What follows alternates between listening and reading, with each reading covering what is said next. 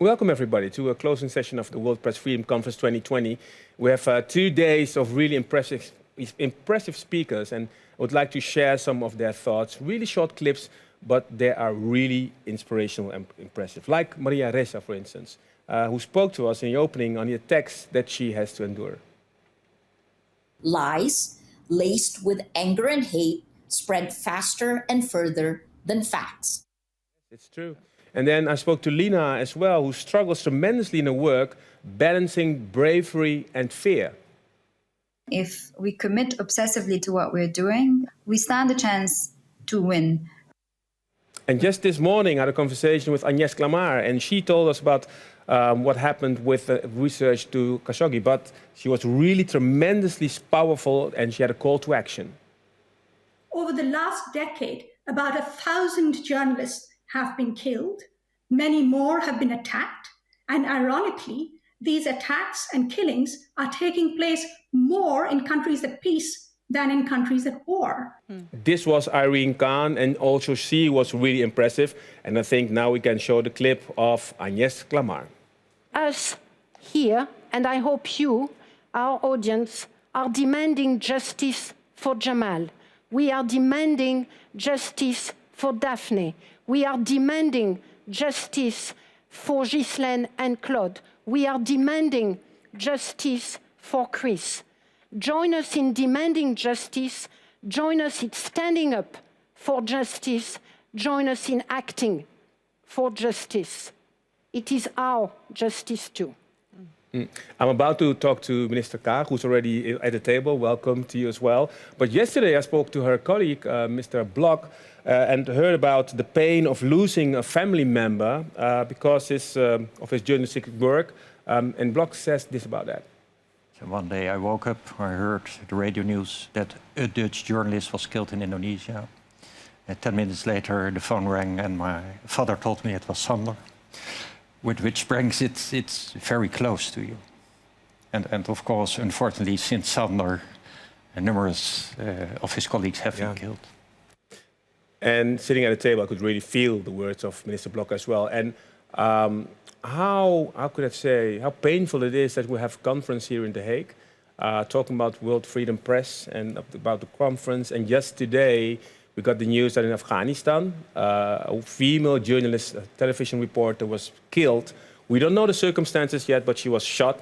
Minister Kaag, when you hear things like that, well, for me, that's why I said, especially on this day, in those days, 2 days, where you have all these powerful speeches about freedom of press and how to protect journalists.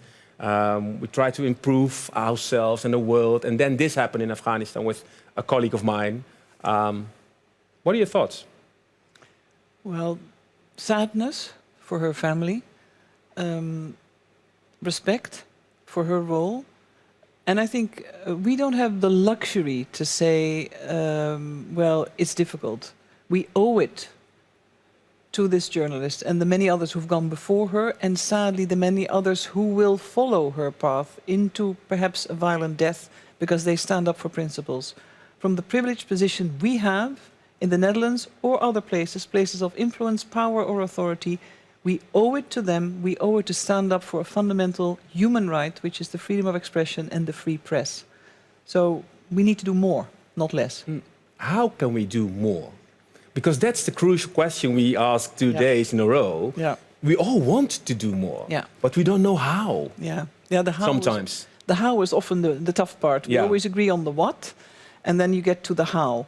We need to organize ourselves. A conference like this, I think, means a renewed call to action.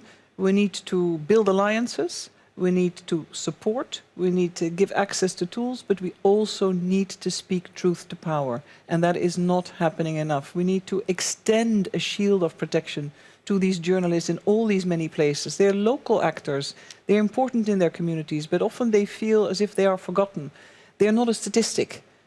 Every life matters. Freedom of speech, the free press, the journalists, their safety is the first building block for democracy, good governance, to exercise of rights for full citizenship. Without that, societies become not only are autocratic, but also become fairly dysfunctional. So it is it's almost like the lungs, it's the capacity that helps societies breathe.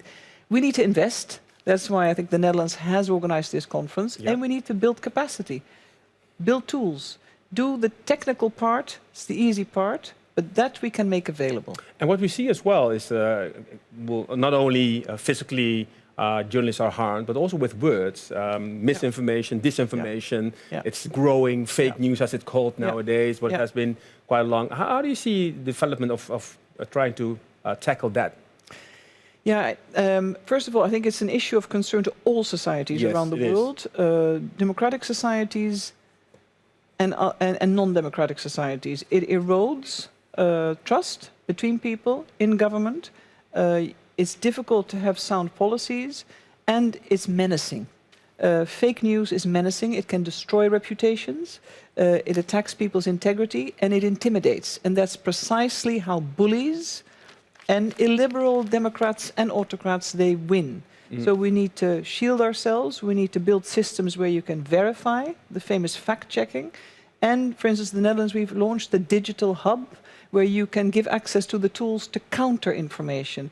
And above all, still the best tool to overcome this tremendous onslaught of fake news, disinformation, willful propaganda campaigns to destroy people's trust is to provide the alternative, but create access. And it's not easy. I'm not naive in this. I think none of us are.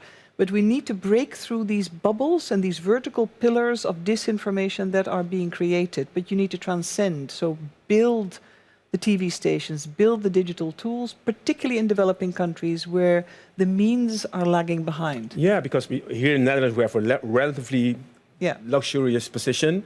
Also, journalists are being threatened here. A colleague of mine, John van Heuvel, for instance. But in general, compared to other countries, we're quite relatively speaking. Relatively speaking, yeah. But what do you say to all those colleagues of mine in those countries who really suffer regimes or campaigns against them? Well, it's. I'm fully aware that we are speaking from a place of privilege and safety, and fortunately. But what we want to build is to build a different world. So, as we said, we need to speak up on their behalf. Yeah. We need to give them access to the tools. We need our embassies to engage. And what I'm doing as a Minister for Development Aid, we are investing in civil society, because journalists are also the voice and are part and parcel of civil society. So they can share the information, they can build their networks, and they can derive strength from this. But as Lina, I believe I said, from Egypt, how do you counter that? Yeah. If you go too far, in so many countries, you see that civil society activists or journalists, if they transgress the unspoken boundary that regimes don't want them to transgress, they're in and out, in jail, not to be heard of again. She said that it's the dilemma between fear and determination. Yeah. That's what she said. You hosted the Youth at Heart conference. You are committed to young people as well worldwide. How do you think young people are best prepared in the new ways of providing information? Three thoughts perhaps. Young people, of course, need to be given a voice. They need to be at the table. They need to be treated as equals. Their ideas are often the better ones, the more daring and innovative ones, and then it's up to us to try and test them. Equally so, they are the biggest and most formidable agents of democratic change, I believe. But we need to give them access to the technology, help them build their digital platforms, which are free. Free in the biggest sense of the word, as speaking and espousing freedom, peace building, inclusion. So what we're trying to do is to, it sounds like a sort of cliche, but to truly empower them through tools, support, training, that they can build their own platforms, and from there they can really reach for the sky. And the sky means the ultimate freedom of expression, of your thoughts and your ideas, but mindful of the need to be respectful of others. And I think that's sometimes a good addendum. To be truthful is what a colleague of mine said, not being objective or neutral. Christiane Amanpour. Yeah. And I spoke to her yesterday morning for an extensive interview, and we recorded it quite early in the morning because she had, of course, a really busy schedule. And I introduced her like this.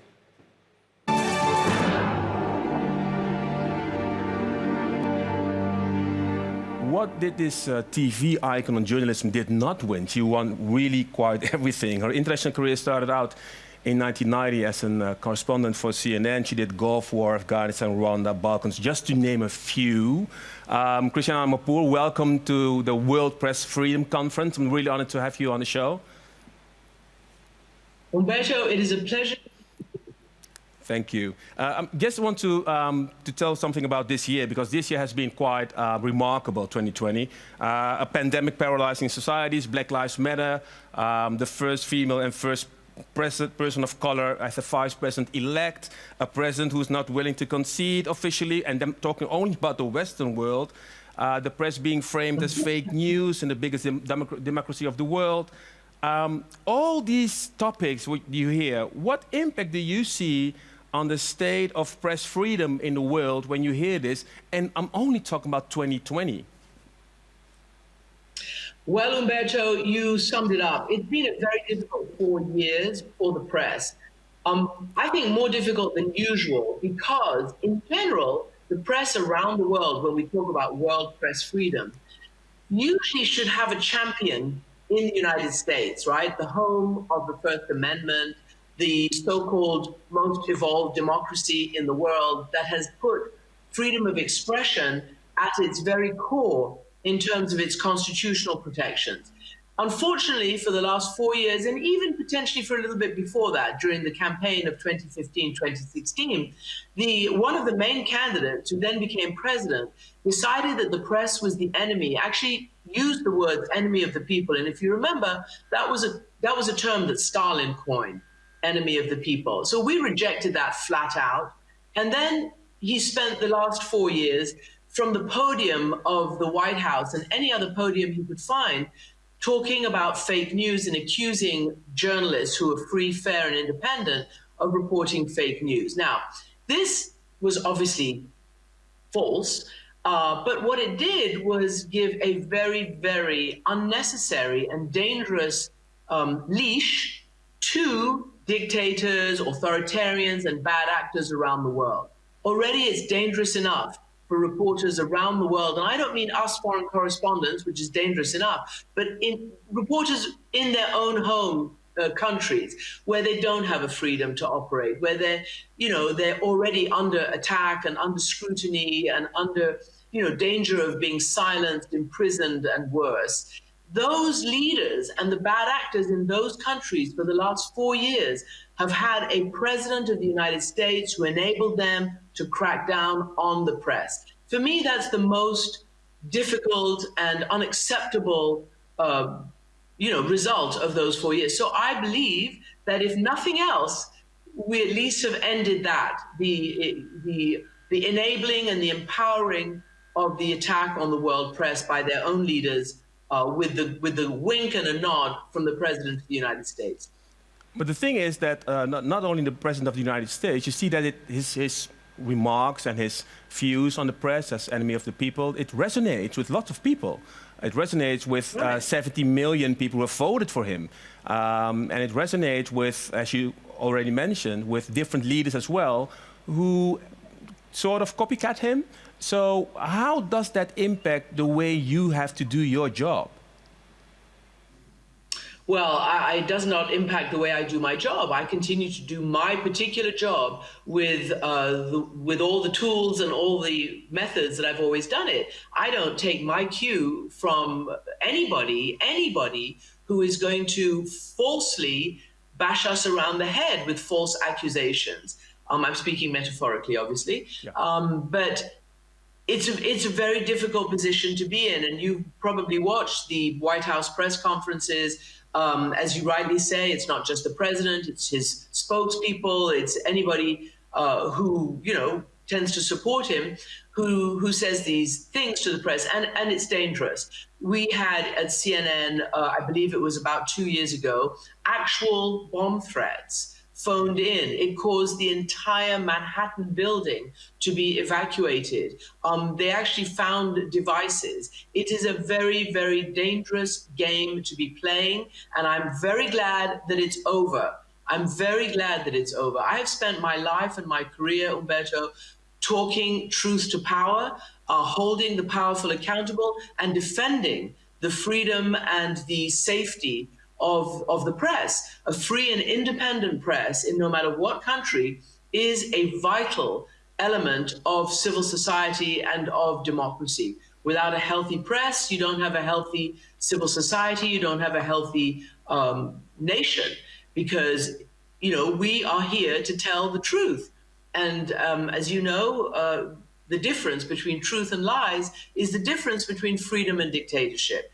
So I remain committed, and I'm very pleased that myself and my colleagues, you and everybody around the world, will at least not have that enabling from the White House.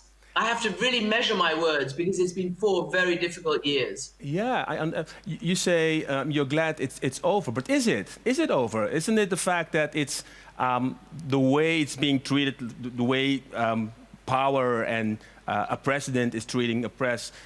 It's out of the box of Pandora. Can you put it in again? I think you can. I think if you ask me what I would have done had I been in charge of a news organization during these 4 years, I might have had different. I think hopefully we've learned some lessons. You know, that famous expression, "Drop the mic." It's time. You know, just because somebody claims to be president of the United States or is president of the United States, you don't just give a platform to somebody who is willing to use it and abuse it.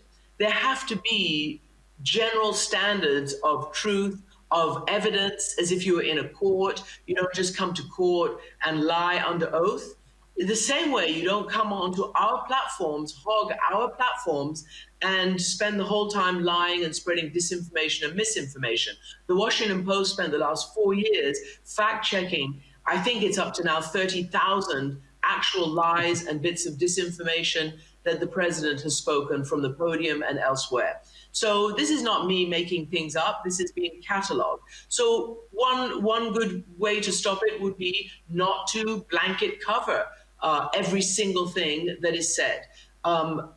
Another good way would be potentially to have all the news organizations and all the heads of the news organizations get together and say, what are our criteria? There's no constitutional law that says just because it's the president of the United States, he has to have 24/7 coverage. There's no law. That's a choice. And I think that if you go back to I believe it was the 1960s, 50s, 60s, you remember this awful name, Senator Joe McCarthy, who brought lies to the Senate and accused people in the State Department, people in Hollywood, people all over the place of being communists. He used to hold up pieces of paper, which nobody was ever allowed to see. Yeah. And he ruined lives, and he ruined the civil society in the United States at the time. And it took 2 sets of journalists to stop it. One was, I believe, if I remember correctly, the editor-in-chief of the Denver Post, and the other was the great Edward R. Murrow at CBS News. They took him down lie by lie, and they issued a standard by which they said, we will no longer just report what he says, we need to have basic evidence that what he's saying is at least factually correct. And when it wasn't, he just crumbled and melted away. I'm not saying it's so easy right now because of social media, which amplifies and exponentially, grows a message. But at least if it's not from the pulpit of the presidency, at least if it's not on our airwaves, in our newspapers, it'll have less of an impact. That's what I believe. You've been working with CNN since 1983, not as a journalist, but you started out in 1983. You started out as an international correspondent. As a journalist. Yeah, as a journalist as well. You were like a help. You were as well in 1983. No, I tell you, what I was doing was entry-level job, climbing my way up to the top. Okay, so you were a journalist as well, and international correspondent since 1990. You've done lots of things, meet lots of world leaders. With what world leader would you compare, the president of the United States at the moment? Well, I wouldn't. I don't want to get into the comparing game, but I have actually interviewed a lot of world leaders who have sought to, obviously lie and put their lives. I mean, I could go all the way back to the Bosnian conflict, which was my first major conflict. Yeah, you're right that I did the Gulf War, and that was the big story that put CNN on the international map. And then you've got a picture up there. I was in Sarajevo and in other parts of Bosnia for the entire war and afterwards. And to be honest with you, if I go back all those years, I remember what it was like to deal with fake news back then. Fake news coming from the leadership, from the Bosnian Serbs, from Serbia, from Croatia, from elsewhere. They used their media very cleverly to whip up people into a state of war and hatred and ethnic animosity. And I remember that very well. And I remember, several years later in Rwanda, the infamous Radio Mille Collines, which did the same and led to a terrible, terrible genocide. And I take these things very seriously. So I get very upset when I believe and I see that a leader from a democracy uses these tactics, because I know from covering countries which are not democracies what it means to face up to leaders who tell lies, and how it can lead to the worst crimes and the worst dangers known to humanity. And so, it's very, very dangerous to get into this business of lying and not being held accountable. You've won so much. You've made so much footage, a library full of really beautiful footage. We had to choose really a short footage, what we can show the people here. Just a short clip of you, Ms. Amanpour. I wanted to be a foreign correspondent from the days of the Islamic Revolution in Iran 30 years ago. I was living in Iran. It really turned my life upside down, but set me on my path to my career, because I was old enough to understand it and to be fascinated by it, and therefore to want to tell those stories, those kind of cataclysmic world events. Machine gun fire rips into the side of the house. The UN is under attack, and now Colonel Stewart decides to fire back.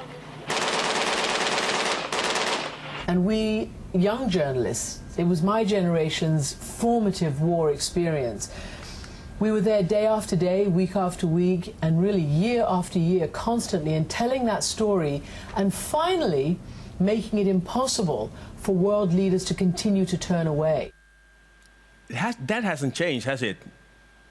That is still the same. I think it has changed to an extent, Umberto, and I have to keep the hope that what we do does make an impact, maybe not immediately, but cumulatively. And let me explain in this case how. We were there, as I said, for 4 years, day, week, month, and year after year, and we did put this savagery under the nose of people around the world and leaders around the world. And it took a while, but finally, after the unacceptable, well, for the international community apparently, unacceptable final massacre at Srebrenica, it galvanized the President of the United States, President Clinton, to gather a coalition and to put an end to the violence that was being directed from Serbia and via the Bosnian Serbs, and then, then made the diplomacy that ended the war. And it's right now, in fact, the 25th anniversary of the Dayton peace accords, which we can talk about in a moment if you like. But what it did was it prevented the West from allowing the same massacres, the same genocide and ethnic cleansing unfolding in Kosovo, if you remember. Kosovo was starting to boil shortly after the Bosnia war ended, but they had seen what happened in Bosnia, and no democratic leader was prepared to witness the same again in Kosovo. And so they preemptively stopped it. And that was a humanitarian intervention. Then in the same year or so, we had the British Prime Minister, Tony Blair, preemptively do a humanitarian intervention in Sierra Leone in West Africa, stop the terrible bloodletting there in a war that almost nobody covered. I covered it, but it was very difficult to get attention there.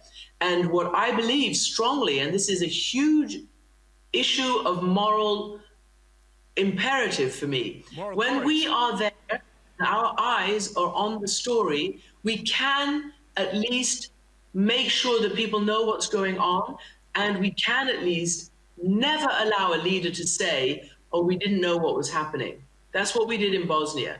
Sadly, in Rwanda, we were not there in critical mass, and we were not able to keep that savage genocide of Africans over a period of 3 months. Nearly 1 million people were killed by primitive weapons, machetes, clubs, over a period of 3 months. And the press was not there in the same, in the same weight that it was during Bosnia, and it allowed the world to turn away.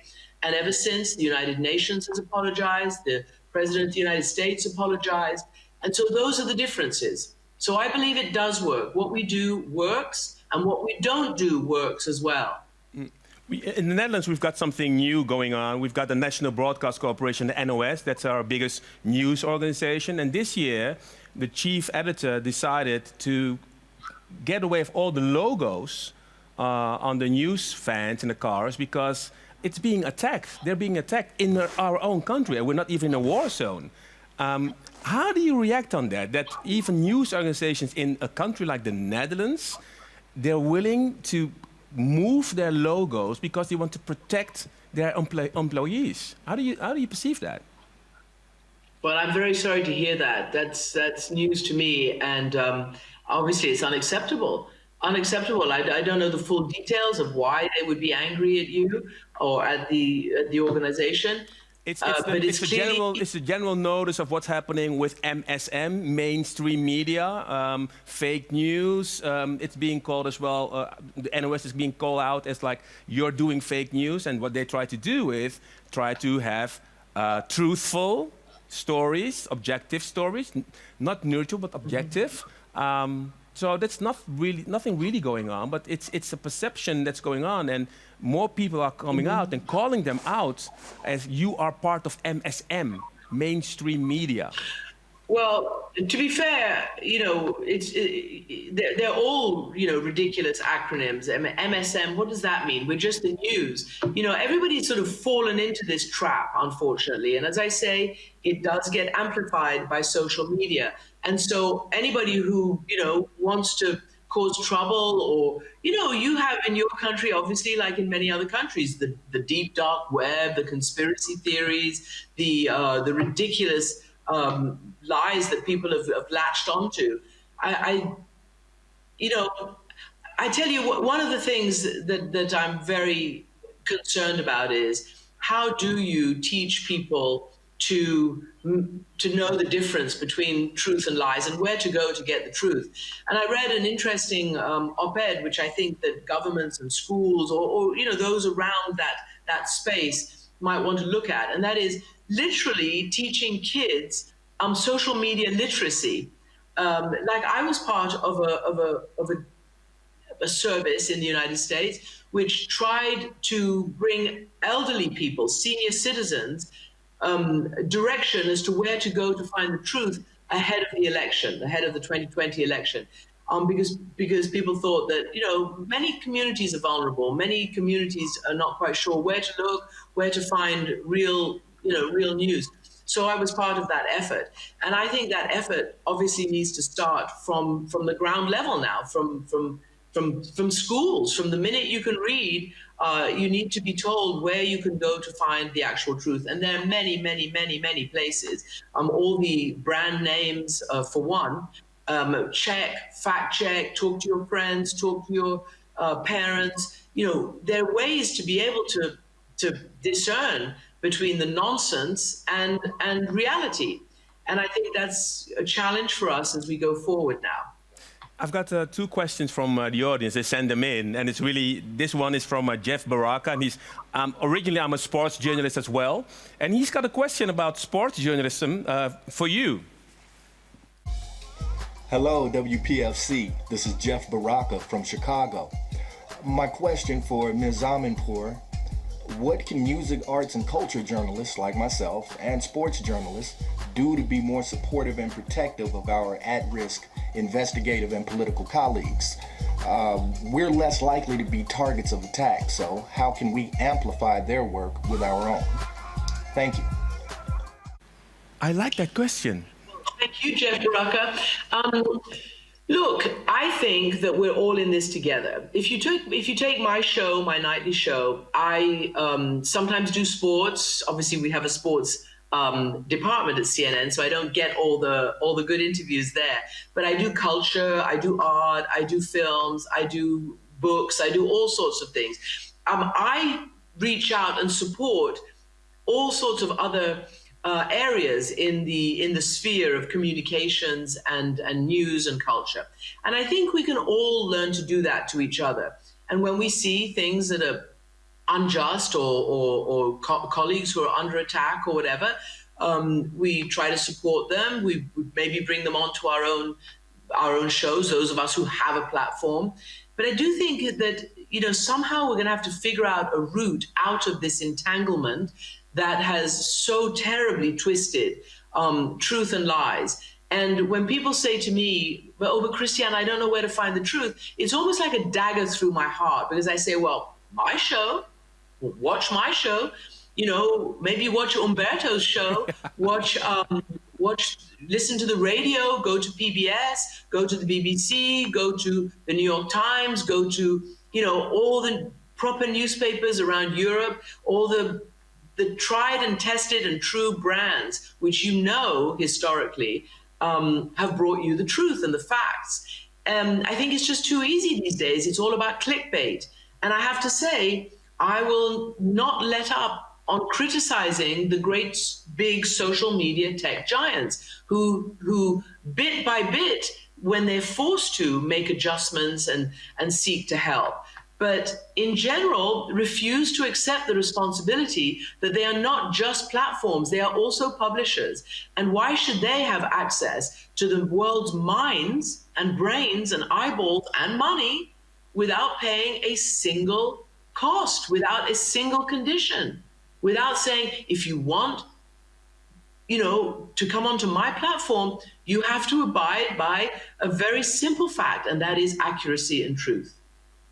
I've got another question coming on for you, Ms. Amanpour, from Beryl. It's about COVID-19. Hello, here is my question. In the wake of the COVID-19 related disinfodemic, what would you say are the main priority areas of work to ensure access to high quality independent information? I love her word, disinfodemic. I'm going to use that. She seems to have coined that, Beryl. Well done. Look, it is a disaster. And if you ask me, and we've been talking about truth and lies throughout this segment,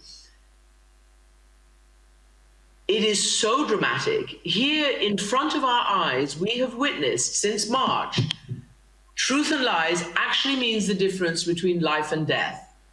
And if I've said this once, I say it 1,000,000 times, and COVID has proved that.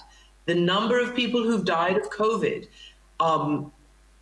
might not have done had they had the truth told to them about the disease, about how you can catch it, about what you should do at least to try to protect yourself, wear masks, social distance, wash your hands. It's not a conspiracy, it's not a disinfodemic, it is actual medical and scientific advice. Until we have a vaccine, until we can all be protected, you have to play your part. You have to be a responsible citizen. You have to adjust your social behavior. But very important leaders have absolutely refused to accept that. And they have on their hands to wrestle, and in their consciences to wrestle with the results. And you know, I mean, it's just so obvious. The difference between truth and lies is the difference between life and death. And it's in COVID. It's also in the climate crisis that's gone on for decades and decades and decades. The idea that there's somehow an equal weight between a handful of climate deniers and 99.9% of climate science has driven our planet to the edge of extinction, of at least of the human species. The planet will survive, but we might not. And that is because we refuse to accept the truth. And it's because even in the press, they were fooled into believing that they had to give equal weight to deniers and to the truth and science and fact.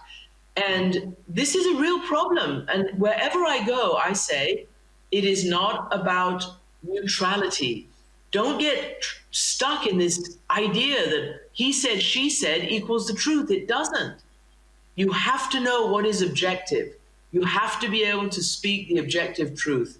And that is not about a false neutrality or a false equivalence. And whether it's climate, whether it's COVID, whether it's genocide, all of those fundamental and many other issues have to be reported on truthfully. And it's dangerous and it's difficult. And sometimes it can lead to our deaths, which it has. And sometimes it can lead to companies like NOS being attacked and having to pull their logos. That is unfortunately the price that we are having to pay for doing our job these days. And it's very difficult. And the more support we can get, the better it is, obviously, which is why it's great that we're doing this conference. Just to finish it off, maybe it's the most important question of our segment, because we talk about journalists that are being suppressed in their countries. And on this conference, we have met journalists from Venezuela, from Turkey, from Philippines, who are really can't do their job as you and I can do that. What words of encouragement do you have for those journalists that encounter that kind of adversity? Oh my gosh, the only words of encouragement I have is we have your back. You know, it is so lonely, it is so difficult, it is so brave to be out there in the belly of the beast, so to speak, and to report from your own home territory when you know that what you say will and can be and often will be held against you. I've just been reporting, for instance, from Egypt, where a human rights activist and his colleagues were arrested, and we put a lot of light onto their case. And very fortunately, they've been released. There was obviously an international uproar as well. But at the same time, there are journalists being held in Egypt, in Russia, in Mexico, in the Philippines. Maria Ressa, she's not in prison, but she also has to really battle the authorities there. And everywhere else we look, in China, in Iran, elsewhere. In the United States, journalists have been roughed up. Journalists have been threatened. They're not in jail. Still, there is a First Amendment, but it's very, very difficult. And I think we, in the more privileged part of the world, which have governments that at least pay lip service to the protection of the press, I think we have to do everything we can to support our colleagues and to keep their names and their plights alive. And whenever somebody's in trouble, to raise, you know, a holy hell, so to speak, Umberto. It's all we can do. Thank you so much for your time, for your inspirational words, and for your work. Thank you so much, because I think you're an enlightening example for lots of journalists all over the world, the way you do it and what you do. Keep telling those stories. Thank you. Thank you.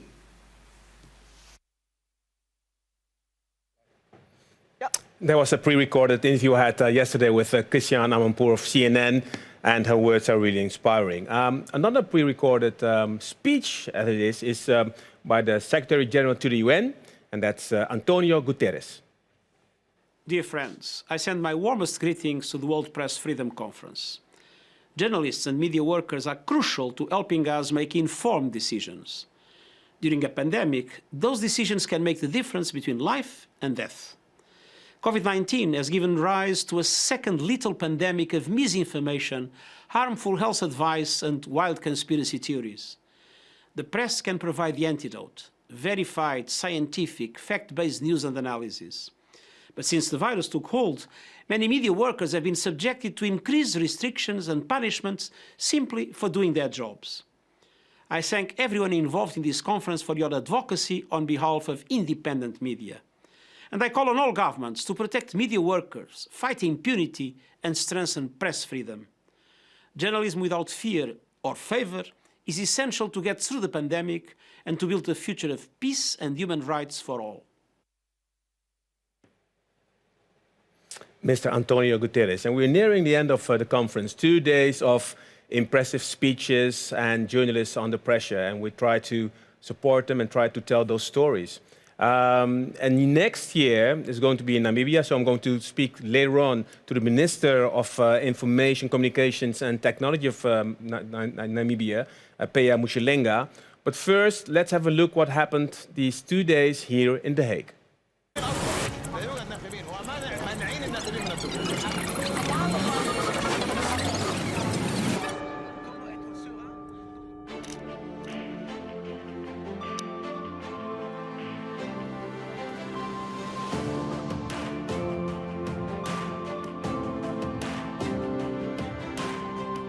Welcome to the World Press Freedom Conference 2020 in The Hague. We're in the World Forum here.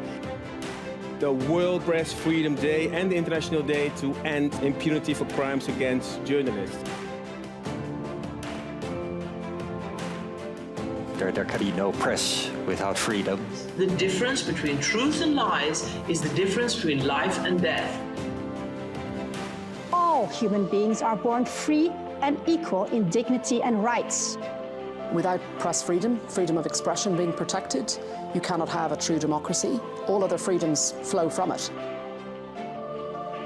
To be able to question power, it's an essential condition. We should be open to criticism. I would like the world to be more aware about the threats that we as journalists are facing. Lies, laced with anger and hate, spread faster and further than facts.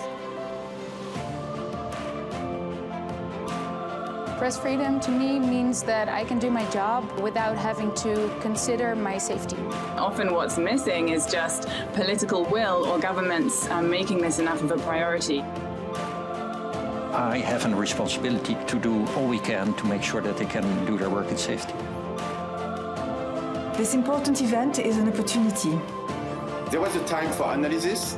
Now time has come for action. I think if you don't have hope, you're going to throw in the towel very quickly. Enfrentarse al poder de un gobierno creo que es una de las batallas más duras pero más heroicas que un periodista puede dar. The power of the people is stronger than the people in power. So please, dear audience, please join us. Join us in demanding justice. Join us in standing up. The World Press Freedom Conference 2020. It was an honor to have it in The Hague. And next year, 2021, this conference is going to be held in Namibia. And it's in honor of 30 years ago that the Windhoek Declaration was adopted, a declaration concerning as well freedom of journalists. That's why we have a Dutch-Namibian singer here and her band. And she's going to have like really great music. Already heard it. Enjoy this. Enjoy Shisani.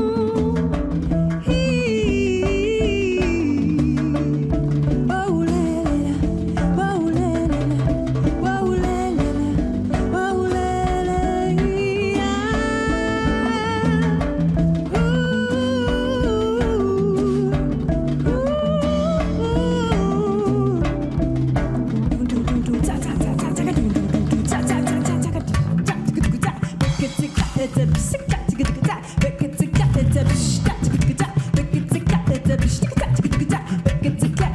it's time to pass it on to Namibia. Now it's time to pass it on to Namibia. Now it's time to pass it on to Namibia. It's time to pass it on to Namibia.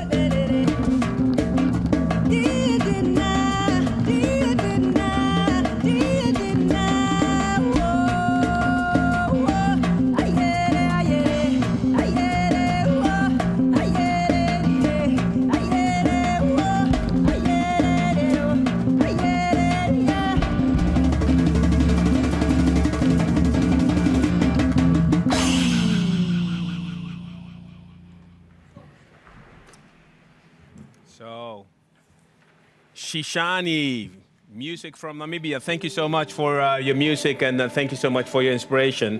As I told you just before, is that the World Freedom Press Conference is going to be in Namibia in 2021. The Minister for Information, Communications and Technology is Peya Mushelenga. I think I have contact with you, Mr. Mushelenga. Welcome in The Hague. Do you hear us? I'm not sure if the minister can hear me. He's trying to adjust his camera. Minister Mushelenga, this is Umberto Tan speaking from the World Press Freedom Conference 2020 in The Hague. Do you receive our broadcasting? I don't think he hears me. I can say that next year is going to be in Windhoek. 30 years ago, Windhoek Declaration was adopted. The declaration started the tradition of the World Press Freedom Conference. It was started in Namibia, and that I can imagine is quite significant for the minister and for the country that after that period is getting back in the country. But I think there's some we have some problems. We can't reach the minister. Are we still trying, or we're going to round up? I can hear you. Oh, you can hear me now. I can hear you. But I can't see you. I see the refrigerator. Where are you, Minister? Oh, something is wrong here with yes, my there you are. There connection. you are. Let me try to. Mr. Mushelenga, welcome to The Hague. Okay. Maybe you're slightly to the right, your phone, and then I can see you. The other way, yeah. Yes, this is it. This is it. Can you? Yes, I can see you and yes. I can hear you, so we're there. Could you please tell me, Minister, Thank you. You've seen these 2 days of conference in The Hague, and next year it's turn of Namibia. Were you inspired by what you saw and what you heard here in The Hague? Thank you very much for this opportunity. I must say that I have been delighted to be part of this magnificent event, and I've been inspired by the many fruitful engagements that took place over the past 2 days. And I would also like to highlight that it is an honor for my country to take over from the Kingdom of the Netherlands, from where we are drawing a lot of experience, especially since they were the first country to host this global event 99% virtually. And for us, we would like to congratulate them on a conference well organized. It has been a difficult year for all of us, especially with the program implementation, but we hope to meet in a different circumstances next year. Yeah, now coming to this year's theme, journalism without fear or favor, is quite timely because journalists and media practitioners have been pushed to the...